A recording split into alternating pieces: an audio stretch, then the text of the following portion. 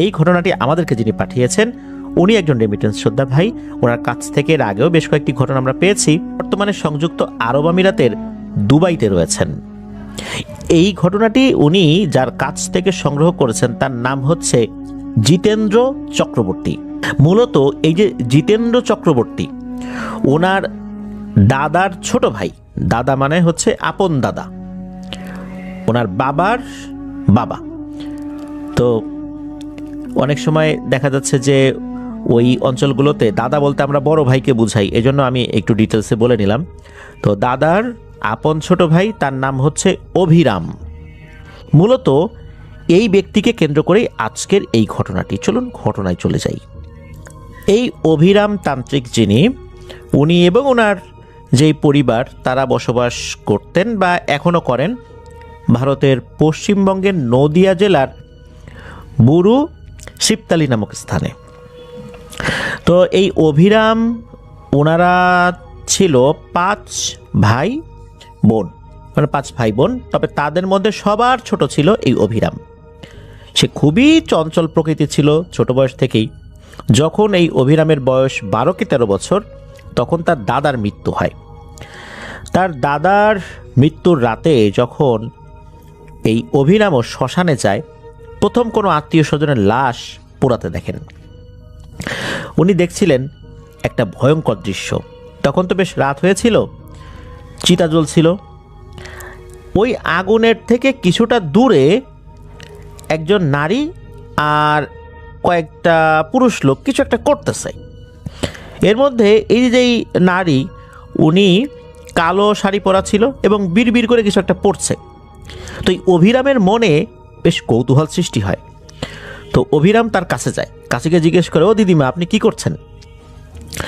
তো এই ভদ্রমহিলা তাকান না, শুধু বলেন, এই তুই এসব কিছু বুঝবি না, যা এখান থেকে, নয়তো আমার পালিত কুকুরগুলো কিন্তু তোকে খেয়ে নেবে, যা ভাগ এখান থেকে। এই বলেই নাকি ওই মহিলা পাশে কিছু একটার দিকে ইশারা করেন হাত দিয়ে। আর তখনই দেখতে পান যে ওই ঝোপ জঙ্গলের ভেতর থেকে বড় বড় সাইজের কয়েকটা কুকুর বের হয়ে এসেছে। যেহেতু ওইখানে আরও অনেক লোকজন ছিল, জাস্ট কুকুরগুলোকে উনি দেখে একটু ভয় পেয়েছেন, তাছাড়া ভুতুরে কোনো কিছু এটা ওরকম মনে হয় নাই।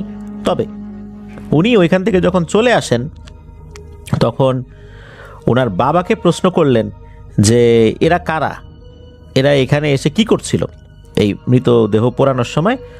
তখন ওনার বাবা এই বিষয়ে কোনো উত্তর দেন নাই। উনি ওনার বড় ভাইকেও এই বিষয়ে প্রশ্ন করেছিলেন। তখন উনি বলেন যে এরা তো আসলে তান্ত্রিক গোছের, এরা শ্মশানে বিভিন্ন ধরনের এই মন্ত্রতন্ত্র পাঠ করে, বিভিন্ন যজ্ঞ করে, মানুষজন এদের কাছে বিভিন্ন সমস্যা সমাধানের জন্য যায়। এগুলো অনেক দিন ধরে এখানে আসে, তুই তো আসলে এদিকে আসিস না বা এই শ্মশানে তো খুব একটা যাস না, এই জন্য দেখিস নাই।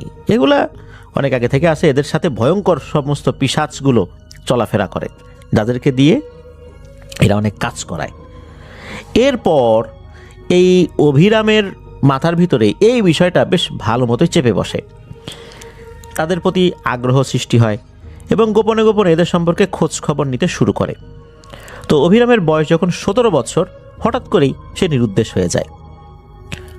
সময়টা তো আসলে 70-এর দশকের মাঝামাঝি কোনো একটা সময়। তখন তো মোবাইল ফোনের এরকম চলমান থাকার তো কোনো প্রশ্নই নাই।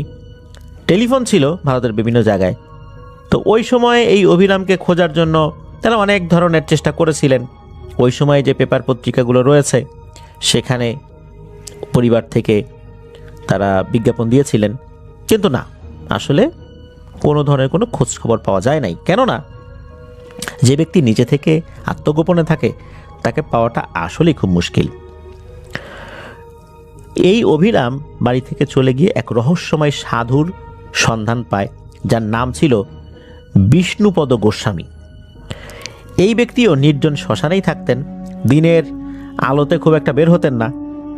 মূলত অভিরাম বাড়ি থেকে বের হয়েছিলেন এই টাইপের কোন একটা শ্মশান সাধুর সান্নিধ্য পাওয়ার জন্য। তো পেয়েও যান। এই যে সাধু, এ আবার মানুষ হিসাবে ভালো ছিল। সে তন্ত্র সাধনা করত, পিশাচ সাধনা করত, তবে মানুষ হিসাবে অতটা আসলে খারাপ বলা যায় না। তার কথাবার্তায় এতটুকু বুঝে নিলেন অভিরাম, যেহেতু তার বয়স প্রায় 17 হয়ে গিয়েছিল ওই সময় আর কি, যখন সে নিরুদ্দেশ হয়ে যায়। এই কারণে মানুষ সম্পর্কে তো একটা ধারণা তো হয়েছিল। এই সাধুর কাছে সে যায়, সে তন্ত্রমন্ত্র শিখতে চায়। ওই সাধুর যেই বাসস্থান, যে আশ্রম ছিল, সে যে সেখানে একা থাকতো, নির্জন বাস করতো, বিষয়টা এরকম না। তার আরও কিছু শিষ্য ছিল। ওখানে অভিরাম যায়, জানায় যে সেইভাবে বাড়ি থেকে নিরুদ্দেশ হয়ে এসেছে, সে এটা শেখার জন্যই এসেছে। তো সাধু তাকে দেখে কিছুক্ষণ ভাবেন, তারপর চিন্তা করেন যে এই ছেলেটাকে দিয়ে কাজ হবে, এর আগ্রহ আছে, একে দিয়ে আসলে কোনো কাজ করানো সম্ভব। এরপর বলেন যে আসলে এই কাজ করতে হলে তোকে 5 রাত 5টা শ্মশানে কাটাতে হবে, 5 ধরনের প্রতিবন্ধকতার মুখোমুখি হতে হবে। এরপরে তোর মন এবং শরীর প্রাথমিকভাবে তৈরি হবে, তারপরও আরও অনেক কাজ আছে। এই 5 রাত কাটাতে পারলেই বোঝা যাবে যে আসলে তুই পারবি কি পারবি না। এদিকে এই সমস্ত কথা যখন শুনলেন এই অভিরাম, উনি বললেন যে 5 রাত কেন, 50 রাত কাটাতেও আমি রাজি, যেহেতু বাসা থেকে বের হয়ে আসছি, এই জিনিসগুলো আমি শিখেই তারপরে বাড়িতে ফিরব। তো সাধু বলেন ঠিক আছে, সামনের অমাবস্যা তো বেশি দেরি নাই, মাত্র কয়েকদিন আছে, ওই রাত্রেই তোর প্রথম পরীক্ষা হবে, আর 5 মাস সময় লাগবে। কেননা একটা অমাবস্যার পরে আর একটা অমাবস্যা আসতে তো মাঝখানে কিছুটা সময় থাকে। তো প্রতি মাসে একটা অমাবস্যায় তাকে একটা শ্মশানে বসিয়ে দিবেন এই সাধু। একটা কাজ যদি সে সফলভাবে করতে পারে, পরবর্তী অমাবস্যায় তাকে পাঠানোর জন্য ওই সাধু তৈরি করবেন। তো এরকমই কথা হয় আর কি, কি করবেন সব কিছু বলে দিবেন ওই সাধু। তো প্রথম রাত এই অভিরাম উনি ওই সাধুর কাছ থেকে সব কিছু জেনে নিয়ে উনি সুভাষপুর নামক একটা জায়গা ছিল ওই এলাকাতে, বা ওই এলাকা থেকে বেশ দূরে, এই সুভাষপুর একটা শ্মশান ছিল, ওইখানে উনি যান। তো ওই সাধুর দেয়া তেল, ছাই, হাতে রুদ্রাক্ষের মালা, এগুলো নিয়ে ওই শ্মশানে গিয়েছেন। পুরনো একটা পাথর ছিল, একটা শিবলিঙ্গ ছিল ওইখানে, তো ওইখানে গিয়েছেন। ওখানে দেখলেন যে একটা চিতা প্রায় নিভু, অর্থাৎ ওখানে লাশ দাহ করা হয়েছে, আগুন পুরোপুরি নেভে নাই, এমন একটা অবস্থা। সে তো ওখানে গিয়ে চোখ বন্ধ করে সাধুর শিখিয়ে দেয়া মন্ত্র জপ করছে। হঠাৎ করে পেছন দিকে একটা শব্দ শুনতে পায়, মনে হলো মাটি ফুঁড়ে কোনো কিছু বের হচ্ছে, এমন একটা শব্দ। এই শব্দ পেয়ে সে পেছনে তাকায়, কিন্তু কিছু দেখে না। কিছুক্ষণের মধ্যে দেখে একটি কালো বিড়াল তার পায়ের কাছে এসে বসেছে। এই কালো বিড়ালটার চোখগুলো বেশ বড় বড় আর একদম সাদা। এটা দেখার পর অভিরাম চোখ বন্ধ করে নেয়। সে মনে মনে ভয় পেলেও সাহস হারায়নি। সে বুঝতে পারে আস্তে আস্তে তার মনোযোগ নষ্ট করার জন্য বিভিন্ন ধরনের অশরীরীগুলো এখানে হাজির হয়েছে। তো ওই রাতে জাস্ট এতটুকুই হয়েছে, আর কিচ্ছু হয়নি। ওই পেছনে একটা শব্দ, এরপর বিড়াল পাশে এসে বসেছে, এরপর সে মন্ত্র পাঠ করেছে ভোর পর্যন্ত। এর ভিতরে অন্য কোনো ভয়ের ঘটনা বা ভয়ঙ্কর কিছু এসে তাকে ভয় দেখিয়েছে, এরকম কোনো কিছু হয়নি, ওই বিড়ালটা ছাড়া আর ওই শব্দ ছাড়া। সকালবেলা যখন সে আসছে সাধুর আশ্রমে এই বিষ্ণুপদ গোস্বামীর কাছে, কি হয়েছে যখন বলল, তখন এই সাধু হেসে দেন। হেসে দিয়ে বলেন, তোর ভাগ্যটা আসলেই ভালো রে, তুই কখনোই কোনো মানুষের খারাপ কিছু করতে পারবি না, তুই শুধু মানুষের উপকারটাই করতে পারবি। আর তুই অনেক সহজেই অনেক কিছু পেয়ে গেছিস বলে মনে হচ্ছে। এত সহজে কেউ কখনোই কিছু পায় না। তুই আরও 4 রাত, এটা তো তোকে করতেই হবে 4 অমাবস্যায়, তবে তুই চালিয়ে যা। এই কথা বলার পর অভিরামের মনের মধ্যে নতুন এক আশার আলো সঞ্চারিত হয়। কারণ ওই রাতে তো ওই 2টা জিনিস ছাড়া অন্য কোনো ভয় তো সে পায় নাই, কোনো ভয়ঙ্কর অবয়ব সে দেখে নাই। তো যাই হোক, এর ভিতরে ওই আশ্রমে থাকে, সাধু কি করে না করে দেখে, বিভিন্ন লোকজন ওই সাধুর কাছে আসে, বিভিন্ন ট্রিটমেন্ট নিয়ে চলে যায়। সাধু মাঝে মাঝে তাকে কিছু কাজ দেয়, কাজগুলো করে। এরকম করতে করতে দেখতে দেখতে আরও দিন কেটে গিয়ে পরবর্তী অমাবস্যার সময়টাও চলে আসে। ওই রাতটা তার জন্য দ্বিতীয় রাত ছিল। তো সাধু সব কিছু বলে রেখেছিলেন কোথায় যেতে হবে, 5টা ভিন্ন ভিন্ন শ্মশানে। তো এরকম একটা শ্মশানে সে যায়। ওই এলাকায় তো আসলে ম্যাক্সিমাম লোকই হিন্দু ধর্মাবলম্বী, যার কারণে শ্মশান কিন্তু অনেকই রয়েছে, দেখা যাচ্ছে যে কিছু দূরে দূরে বা কয়েক মাইল দূরে দূরে কিন্তু শ্মশান রয়েছে। তো এরকম একটা শ্মশানে সে যায়, যাওয়ার পর ওই শ্মশানে যাওয়ার সময় কথা ছিল যে আগুন জ্বালিয়ে বসতে হবে ওই রাত্রে। তো আগুন জ্বালিয়ে বসেছে, এটা যখন করেছে তারপর বিভিন্ন ধরনের মন্ত্র পাঠ করছে, আগুন নিভু নিভু যখন হয় তখন ওই যে সাথে নিয়ে যাওয়া কাঠগুলো আবার জ্বালায়, তাই এইভাবে চলছে আর কি। হঠাৎ করে দেখতে পায় যে, মানে তাও ঘন্টাখানেক হয়ে গেছে, হঠাৎ করে দেখতে পায় যে একটা কুকুর কোনো একটা চিতার পাশে পড়ে থাকা একটা মৃতদেহের হাড় মুখে করে টেনে নিয়ে যাচ্ছে। মানে সে নিতে পারছে না, বেশ বড় একটা মনে হয় শরীরের একটা অংশ, পুরোপুরি পড়ে নাই, ওরকম হাত পড়া অবস্থাতেই রেখে চলে গিয়েছিল। তো এটা দেখার পর তার মনের মধ্যে একটা চিন্তা উদিত হয়, সেটা হচ্ছে যে একটা মৃতদেহ আত্মর অবস্থায় পড়ে আছে, একটা মানুষ এইভাবে কুকুর তার শরীর অঙ্গ প্রত্যঙ্গ টেনে নিয়ে যাবে, এটা কেমন হয়? সে ওইখান থেকে উঠে গিয়ে ওই কুকুরটাকে তাড়িয়ে দেয়। কুকুরটা একবার তাকিয়ে দেখে অভিরামের দিকে। অভিরামের কাছে মনে হলো এই কুকুরটার চোখের মধ্যে অস্বাভাবিক কোনো কিছু ছিল। সে আবার ফিরে এসে ওই জায়গায় বসে মন্ত্র জপ করা শুরু করে। হঠাৎ পেছন থেকে কর্কশ একটা গলা শোনা যায়, মনে হচ্ছে কোনো কিছু শব্দ করতে করতে তার দিকে আসছে। তাকিয়ে দেখে যে এটা ওই কুকুরটা তার দিকে ধেয়ে আসছে, চোখগুলো জল জল করছে। সে ভয়ে চোখ বন্ধ করে ফেলে, মন্ত্র পড়তে থাকে। এর কিছুক্ষণ পর তার পাশে অন্য কোনো কিছু একটা উপস্থিতি টের পায়। সে চোখ খুলে দেখে এই কুকুর থেকে 100 গুণ বড় বিশাল আকৃতির একটা কুকুর। একটা স্বাভাবিক আকৃতির কুকুরের মধ্যে যদি 100টা কুকুর ঢুকায় দেওয়া হয়, তার আকৃতি কত বড় হতে পারে? ওই রকম সাইজের একটা কুকুর। মনে হচ্ছে যে এই কুকুরটাকে দেখে ওই কুকুরটা পালিয়েছে, আগের কুকুর যে এটা না, এটা সে বুঝতে পারে। এরপর সে ওখানেই জ্ঞান হারিয়ে ফেলে। সে ওইবার ভয় পেয়েছিল আর কি। সকালে সে উঠে দেখে সেই বিষ্ণুপদ গোস্বামী যে সাধু তার পাশে বসে আছে অচেনা একটা জায়গায় গাছের নিচে। এটা তার আশ্রম না, আর তার গায়ে রক্তের দাগ, অর্থাৎ ওই সাধুর গায়ে রক্তের দাগ। এটা দেখার পর সাধুকে প্রশ্ন করে যে আপনার গায়ে রক্তের দাগ কিসের, আর আমি এখানে কিভাবে আসলাম?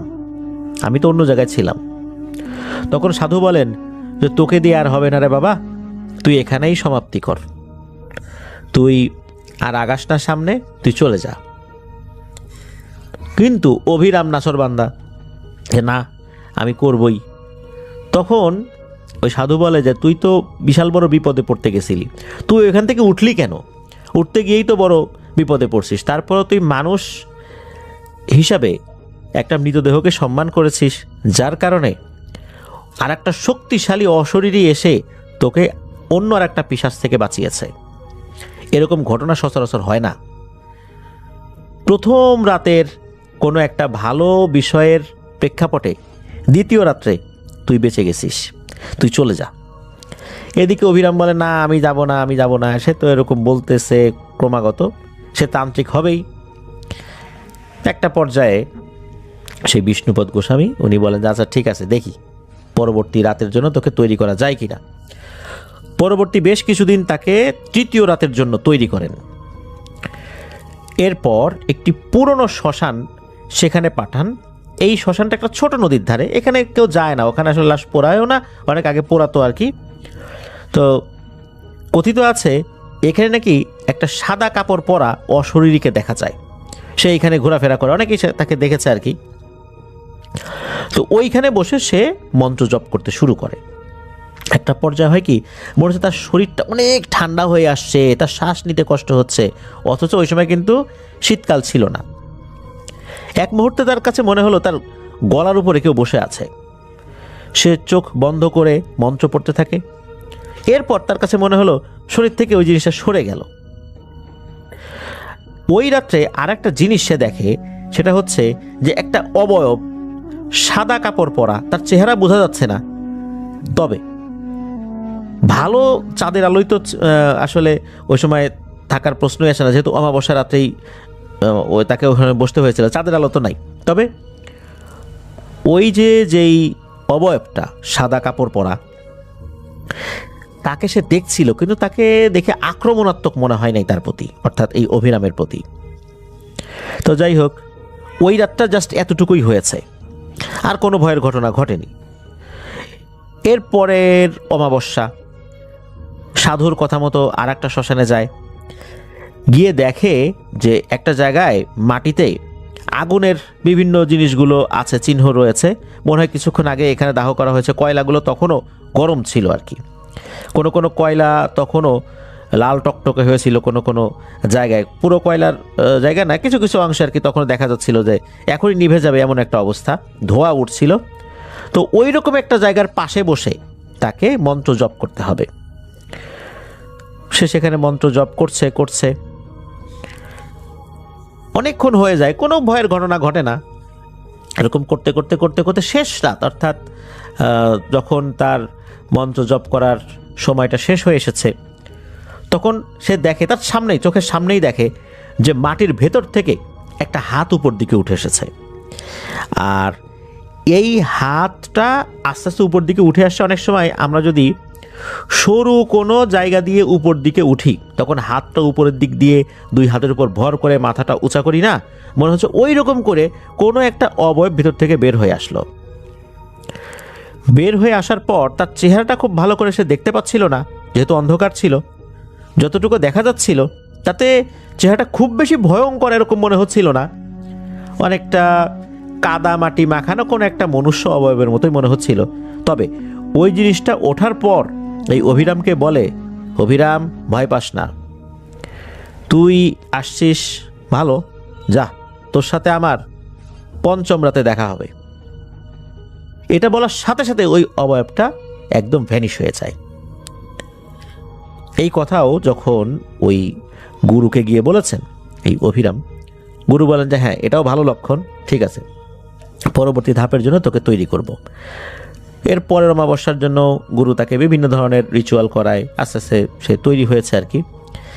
পঞ্চম রাত, যেটা অর্থাৎ পঞ্চম অমাবস্যায় সবচেয়ে পুরনো একটা শ্মশান ওই এলাকার, সেখানে তাকে যেতে হয়। এই শ্মশানে পৌঁছতে হলে নাকি জঙ্গলের ভেতর দিয়ে যেতে হয়, মধ্যরাতে যেতে হবে। আর ওই সময়ের আবহাওয়াটা একটু ঝড়ো আবহাওয়া ছিল আর কি। এমনিতেই মানে প্রাকৃতিকভাবেই কোনো ভূত প্রেত যে ঝড়ের আবহাওয়া সৃষ্টি করছে বিষয়টা এরকম না। যেহেতু অমাবস্যার রাত ওটা ছিল, ঝড়কে ভয় পেলে তো চলবে না, যেতে তো হবেই। ওই ঝড়ো আবহাওয়ার মধ্যে দিয়ে সে যাচ্ছিল। আর যাওয়ার আগে কিন্তু ওই বিষ্ণুপদ গোস্বামী, যিনি সাধু, তিনি কিন্তু অভিরামকে কাছে নিয়ে বলেছিলেন যে তোর মন পরিষ্কার, তোর মনে কোনো লোভ নেই, আমার বিশ্বাস তুই তোর কাজে সফলতা অর্জন করতে পারবি, যা তুই যা, ভয় পাস না। এরপর সে তো চলে যায়। শ্মশানে ঢোকার পরপরই শুরু হয়ে যায় খুবই ঝড় তুফান। এমন ঝড় তুফান যে ওখানে বসে থাকায় কষ্ট হয়ে যায়। একটা পর্যায়ে ঝড় তুফান কমে আসে, তারপর একটা পুরনো চিতার পাশে এসে বসে পড়ে। এরপর গুরু শিখিয়ে দেয়া মন্ত্র জপ করতে থাকে। হঠাৎ করে মনে হলো চারদিকে এতটাই নীরবতা বিরাজ করছে, এতটাই নিস্তব্ধতা, রাতের নিশাচর প্রাণীগুলো তাদের ডাক থামিয়ে দিয়েছে। নিঃশ্বাসের শব্দ মনে হচ্ছে ভয়ঙ্করভাবে তার দিকে ফেরত আসছে, বাতাসও মনে হচ্ছে থেমে গেছে। হঠাৎ ধীরে ধীরে একটা কালো ছায়া তার সামনে আবির্ভূত হয়। ছায়াটির চোখ আগুনের মতো জ্বলছে, তবে তার শরীর থেকে এক ধরনের সুগন্ধি বের হয়ে আসছে। সেই সাথে কোনো কিছু পোড়ালে, কাগজ বা অন্য কিছু পোড়ালে এক ধরনের গন্ধ হয় না, মনে হচ্ছে ওই রকম একটা গন্ধও আসছে। তার চুলগুলো বেশ লম্বা। এটা দেখার পরও অভিরাম কিন্তু মন্ত্র পড়া থামায় না, সে মন্ত্র পড়তেই থাকে। এবার সে অনুভব করে এই ছায়ামূর্তিটার মাথা একদম তার মাথা থেকে 1 কি 2 ইঞ্চি দূরে আছে, মানে তার মুখের একদম কাছাকাছি মাথা নিয়ে এসেছে। তাকে এত কাছাকাছি দেখছে আর কি, এত কাছ থেকে তাকে দেখছে। অভিরামের কাছে মনে হলো ওই ছায়ামূর্তি নিঃশ্বাস নিচ্ছে, ওই নিঃশ্বাসের যে গরম বাতাস এটাও তার মুখে এসে লাগছে। চোখের সামনে এই জিনিসটা দেখছে, ভয়ে সে চোখ বন্ধ করে ফেলে। এরপর অভিরাম ফিল করে যে সে যেখানে বসে আছে মনে হচ্ছে মাটিটা আস্তে আস্তে নরম হয়ে যাচ্ছে, শক্ত মাটি মনে হচ্ছে আস্তে আস্তে কাদামাটি হয়ে যাচ্ছে, আর আস্তে আস্তে সে ওই কাদামাটির মধ্যে ডুবে যাচ্ছে, চোরাবালির মধ্যে পড়ে গেছে এমন মনে হচ্ছিল। আর এটাও মনে হচ্ছে নিচে কেউ তাকে টানছে, আস্তে আস্তে 1 ইঞ্চি 1 ইঞ্চি করে করে আস্তে আস্তে সে ডুবে যাচ্ছে। এরপর সে আরও জোরে জোরে মন্ত্র পড়তে থাকে। এবার দেখে সব কিছু স্বাভাবিক, তবে ওই ছায়ামূর্তিটা এবার মাথা একদম কাছে নিয়ে যে দেখছে তাকে, বিষয়টা এরকম না, সে একটু দূরে দাঁড়িয়ে আছে। ওই ছায়ামূর্তিটা হাত উঁচা করে, আমরা অনেক সময় আশীর্বাদ করতে দেখি না, হাত উঁচা করে, মনে হচ্ছে ওই রকম আশীর্বাদ করলো। এরপরে ওই ছায়ামূর্তিটাও নাই, যখন দেখলো ছায়ামূর্তিটা নাই তখন এই অভিরাম অজ্ঞান হয়ে যায়। এদিকে তার যে ওস্তাদ উনি লোক পাঠিয়েছিলেন অভিরামকে নিয়ে আসার জন্য, কারণ জানতেন যে কোনো একটা সমস্যা হতে পারে। তো লোকরা যায় দেখে যে অভিরাম অজ্ঞান হয়ে পড়ে আছে, তারা তাকে নিয়ে আসে ওখান থেকে। অভিরাম তখন অজ্ঞান ছিল। আশ্রমে আসার পর তার জ্ঞান ফিরে দেখেন যে সাধু খুব খুশি। আশ্রমে থাকা বিভিন্ন যে শিষ্য আছেন বা বিভিন্ন লোকজন সমস্যার সমাধানের জন্য আসেন তাদেরকে মিষ্টিমুখ করাচ্ছেন। মিষ্টিমুখ করার কারণ কি, এটা যখন সবাই জিজ্ঞেস করলেন তখন এই বিষ্ণুপদ গোস্বামী নাকি বলেছিলেন যে এই অভিরাম ছেলেটা এমন একটা কিছু অর্জন করেছে, আর এত সহজে অর্জন করেছে, যেটা এই তন্ত্র সাধনায় খুবই বিরল জিনিস। এটা আসলে কেউ পায় না, এত সহজে পায় না, এত কম ভয় পেয়ে কেউ আসলে এগুলো অর্জন করতে পারে না। এত সহজে এটা হাসিল করা লাখে একজন সাধকের কপালে জোটে, কিন্তু এই অভিরাম সেটা করতে পেরেছে। আর এই সাধুর এত বছর জীবনে যত শিষ্য সে দেখেছে বা শিষ্যত্ব দিয়েছে বিভিন্ন ব্যক্তিদেরকে, এই প্রথম এই ছেলেটা অর্থাৎ এই অভিরামী এই বিরল সৌভাগ্য নাকি অর্জন করতে পেরেছে। এই জন্যই সে খুশি হয়ে মিষ্টি বিতরণ করছিল। আর সাধু বললেন যে এখন থেকে তোর আসল শিক্ষা শুরু হলো, এখন থেকে তোকে যে বিভিন্ন জিনিসগুলো শেখানো হবে এই জিনিসগুলো এখন থেকে কার্যকর হবে। এরপর থেকে তার তন্ত্র সাধনার আনুষ্ঠানিক শিক্ষা শুরু হয়। তো বিভিন্নভাবে আসলে তন্ত্র সাধনা উনি করেছেন, কিভাবে করেছেন এটা অনেক বড় গল্প, এগুলো আসলে অনেকটাই কমন আর কি। বিভিন্ন সময় আমরা শুনি না যে কীভাবে তন্ত্র সাধনা করে, এই জায়গাতে একটা কমন জিনিস। যাই হোক, এগুলো আমরা আর আলোচনা করব না, বিভিন্নভাবে উনি করেছেন।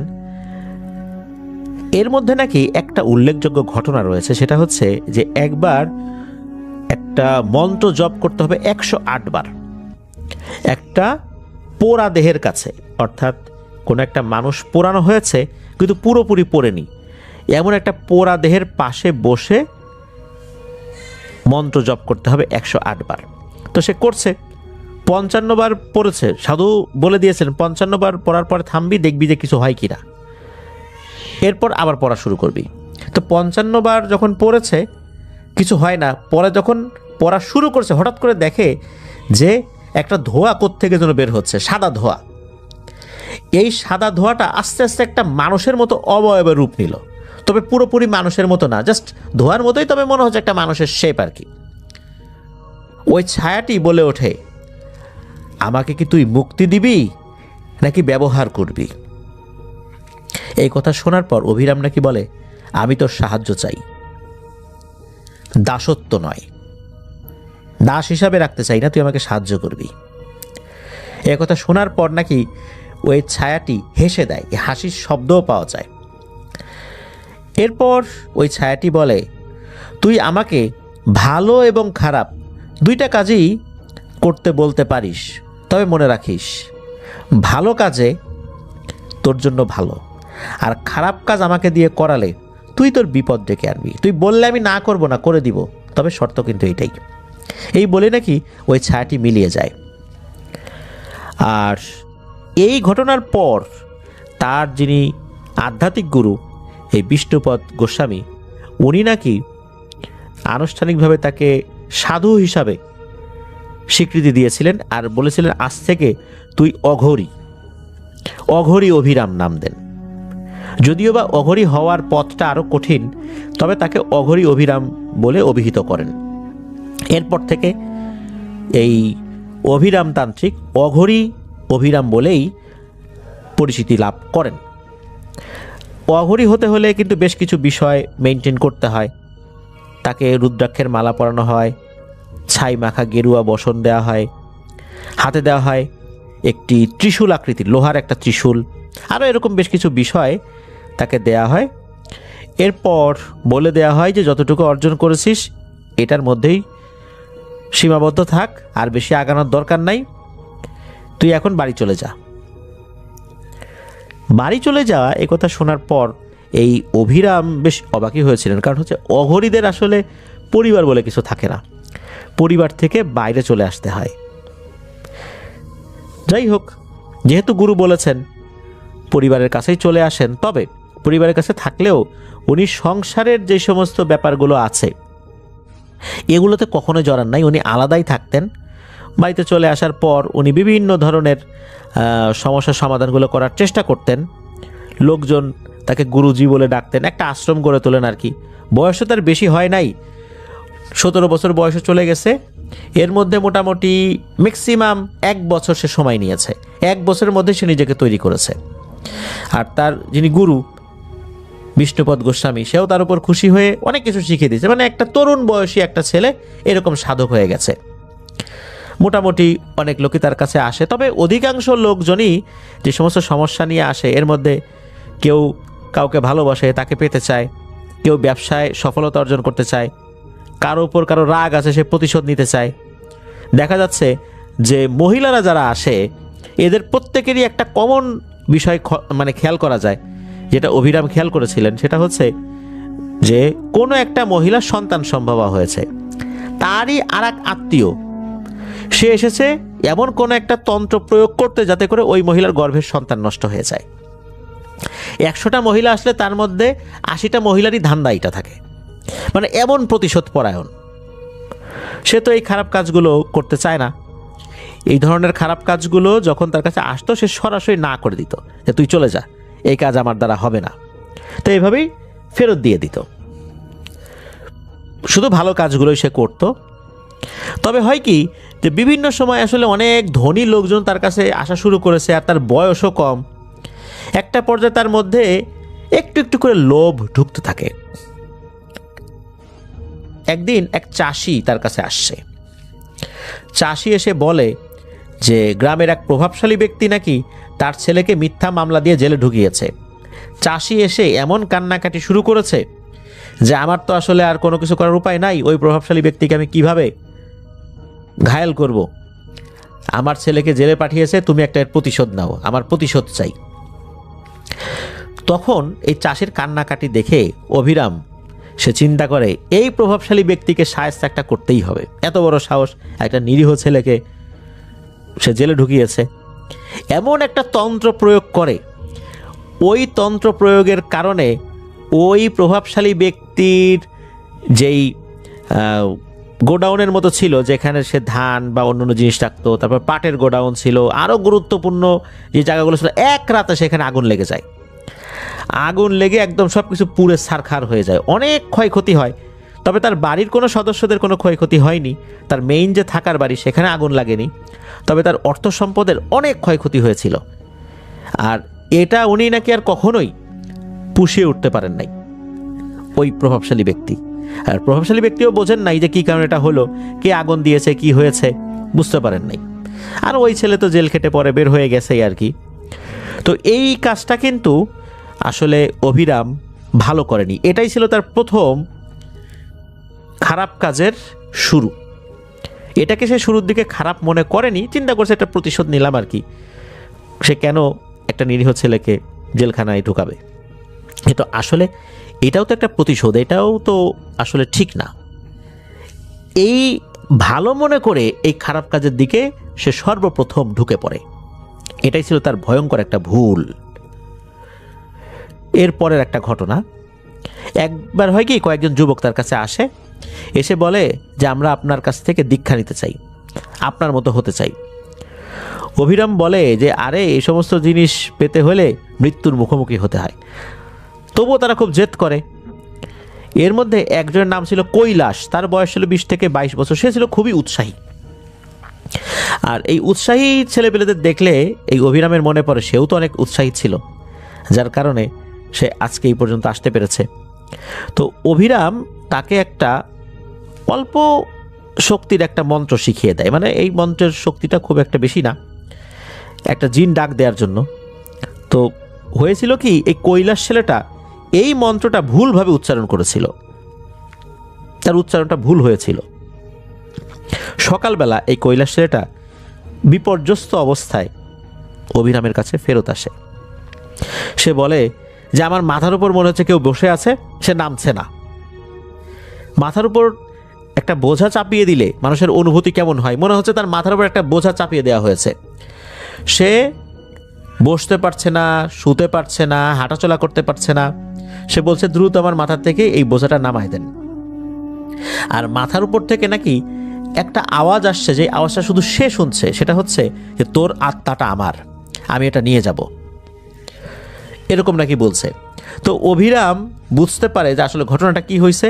এই ছেলেটা আসলে ভুলভাবে মন্ত্র উচ্চারণ করেছে, যার কারণে সমস্যা তৈরি হয়ে গেছে।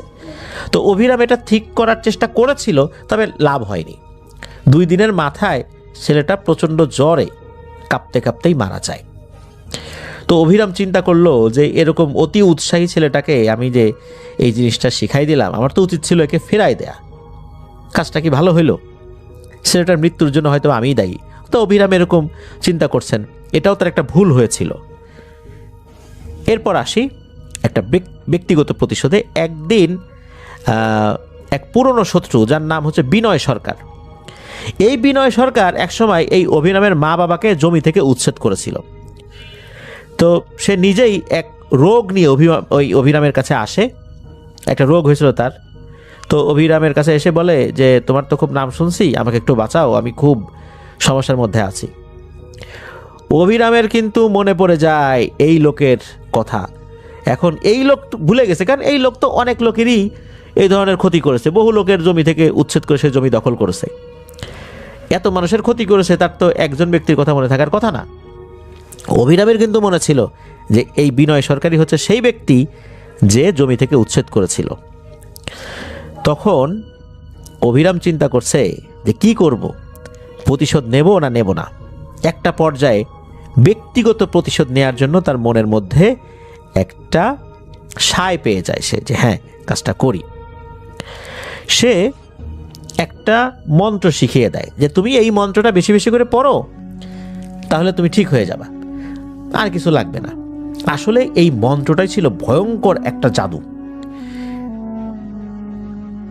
এই বিনয় সরকার চলে যাওয়ার সময় আরও একটা জিনিস দিয়েছিল, একটা তাবিজ জাতীয় কিছু। বলেছিল যে এই তাবিজটা ঘুমানোর সময় বালিশের নিচে রাখবা আর এই মন্ত্রটা পাঠ করবা, দেখবা যে তোমার অবস্থা ভালো হয়ে গেছে।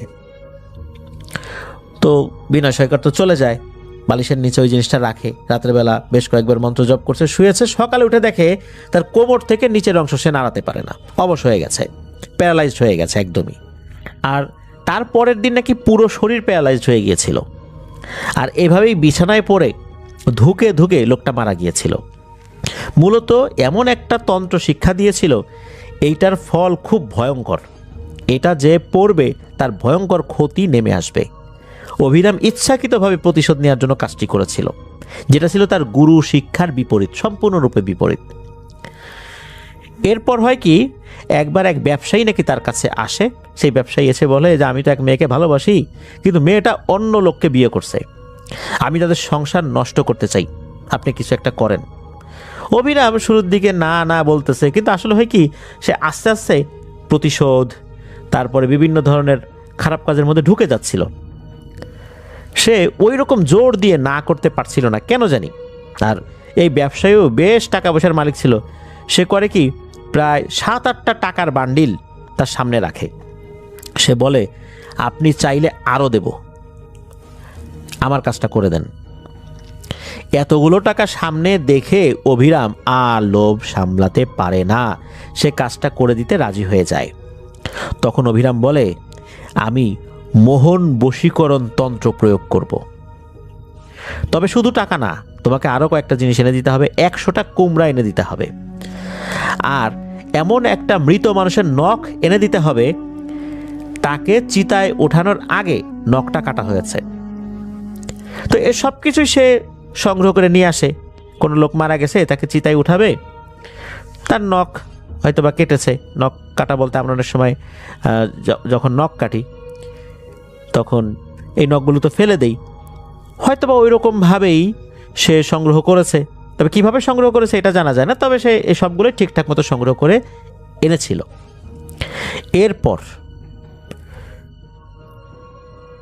শ্মশানঘাট থেকে মৃত লাশের যেই ছাই, এই ছাইও কিছু আনা হয়েছিল। এরপর কালো ঘি, এরকম বেশ কিছু জিনিস, সব কিছু আসলে বলতে পারেন নাই এই অভিরাম তান্ত্রিকের যে নাতি। তো এরপর অভিরাম তান্ত্রিক এই জিনিসগুলো দিয়ে কাজ শুরু করে। সে অনেকটাই নাকি সফলও হয়েছিল ওই রাত্রেই। তবে এইখানে একটা ভয়ঙ্কর বিপদ ডেকে নিয়ে আসে, কারণ এই কাজটা করার সময় সে যাকে আহ্বান করেছিল সে নাকি বলেছিল যে অভিরাম, তুই দিনকে দিন কিন্তু খারাপ হয়ে যাচ্ছিস, এই কাজটা আমি করে দিব, তবে মনে রাখিস এরপর থেকে তোর শক্তি আস্তে আস্তে কমে আসবে, তুই খারাপ কাজে ঢুকে গেছিস। তো এই কাজটা করার পর সংসার কিভাবে নষ্ট হয়েছিল এটা আসলে ওইভাবে নিশ্চিতভাবে জানা যায় না, তবে হয়েছিল এতটুকু জানা যায়। তবে অভিরাম সে একটা বিষয় খেয়াল করলো, সে দিনকে দিন দুর্বল হয়ে পড়ছে, তার শরীরটা শুকিয়ে যাচ্ছে, তার কথাবার্তায় অসংলগ্নতা দেখা যায়, এখন যেটা বলে একটু পরে সে সেটা ভুলে যায়, আর এলোমেলো কথা বলে, সেটা নিজেও সে টের পায়। রাতের বেলা সে ঘুমাতে পারে না, জেগে ওঠে, দুঃস্বপ্ন দেখে। তো এরকম সমস্যা চলছিল। এদিকে হয় কি, কোনো একদিন দুপুরের দিকে ওই যে বিষ্ণুপদ গোস্বামী এসে হাজির হয় অভিরামের কাছে। উনি কোনোভাবে বুঝতে পেরেছিলেন যে অভিরামের অবস্থা ভালো না। উনি আসেন, উনি আসার পর অভিরামের দিকে তাকিয়ে বলেন যে অভিরাম, তোকে আমি নিষেধ করেছিলাম, তুই যত সহজে এই জিনিসগুলো পেয়েছিস তত সহজেই হারিয়ে ফেলছিস। তুই যেই কাজগুলো করছিস এই কাজগুলো আপাত দৃষ্টিতে সাধারণ কাজ বলে মনে হলেও তোর জন্য সেটা খুবই অসাধারণ কাজ, কেননা তুই অতি সহজে অনেক বড় কিছু হাসিল করছিলি, কিন্তু তোর সামান্যতম লোভ এবং ভুলের কারণে সব কিছু নষ্ট হয়ে গেছে। আমি তোর পাশে ভয়ঙ্কর একটা ছায়া দেখতে পাচ্ছি। তুই এমন একটা পিশাচিনীর খপ্পরে পড়ে গেছিস, এর থেকে আর বাঁচার কোনো উপায় নাই। এই পিশাচিনীরও একটা গল্প রয়েছে, সে কিভাবে এত শক্তি পেয়ে গেছে। তো সেই সাধু বলেন যে একজন মহিলা, উনি নাকি আত্মহত্যা করেছিলেন, তিনি অন্তঃসত্ত্বা ছিলেন। মূলত সে আত্মহত্যা করার সময় তার ভিতরে একটা রাগ ছিল, ক্ষোভ ছিল। ওই ক্ষোভ থেকে সে কিছু তন্ত্রমন্ত্রের নিয়ম জেনেছিল, আর আত্মহত্যা করার আগে সে তার আত্মাকে এক পিশাচিনীর উদ্দেশ্যে নাকি উৎসর্গ করে যায়, মানে মৃত্যুর আগে বলে যায় যে আমি আমার আত্মাকে অমুক পিশাচিনীর উদ্দেশ্যে উৎসর্গ করে যাচ্ছি। এই বলেই সে তার গর্ভের সন্তান সহ গলায় ফাঁস দিয়ে দড়িতে ঝুলে পড়ে। এরপর নাকি ওই পিশাচিনীটা ভয়ঙ্কর শক্তিশালী হয়ে ওঠে, আর তাকে বলা হয় চিন্তাহীনী পিশাচিনী। এই পিশাচিনীটা এমন টাইপের পিশাচিনী যে উদ্ভ্রান্ত হয়ে ঘুরে বেড়ায়, প্রতিশোধ পরায়ণ হয়ে ঘুরে বেড়ায়। তো এই জিনিসটাই পিছু নিয়েছে এই অভিরাম তান্ত্রিকের। এই বিষ্ণুপদ গোস্বামী বলেন যে উনি চেষ্টা করবেন এর থেকে ছাড়ানোর জন্য, তবে এই তন্ত্রবিদ্যা যেন অভিরাম তান্ত্রিক একেবারেই ছেড়ে দেয়, তার দ্বারা আর কিছু হবে না। কারণ তার সাথে ভালো পিশাচিনী যেগুলো ছিল চলে গেছে, এরা এই টাইপের কাজ করে না। যদিও বা এরা পিশাচিনী, তবে এরা এই টাইপের কাজগুলো পছন্দ করে না। তো অভিরাম বলে ঠিক আছে, আমি ছেড়ে দিব, গুরুর কথার অবাধ্য আর সে হবে না, সে বলে। তো অভিরাম সে এই কাজ ছেড়ে দেয়। এরপর গুরু বলে যে তাকে সংসারী হয়ে যেতে। অভিরাম তান্ত্রিক সংসারী হয়েছিলেন, উনি বিয়ে করেছিলেন, তবে তার কোনো সন্তানাদি হয় নাই। আর হঠাৎ করেই অভিরাম তান্ত্রিক মারা গিয়েছিলেন। উনি একদম মানে এই তন্ত্রবিদ্যা ছেড়ে দিয়েছিলেন, একদম স্বাভাবিক হয়ে গিয়েছিলেন। তবে মোটামুটি তার বয়স যখন 40-এর কোঠায় হয়েছিল বা 40 পার হয়েছিল, তার 2 পা নাকি অবশ হয়ে গিয়েছিল, হুইল চেয়ারে চলাফেরা করতেন। আর অভিরাম তান্ত্রিক মারা গিয়েছেন 2008 সালে।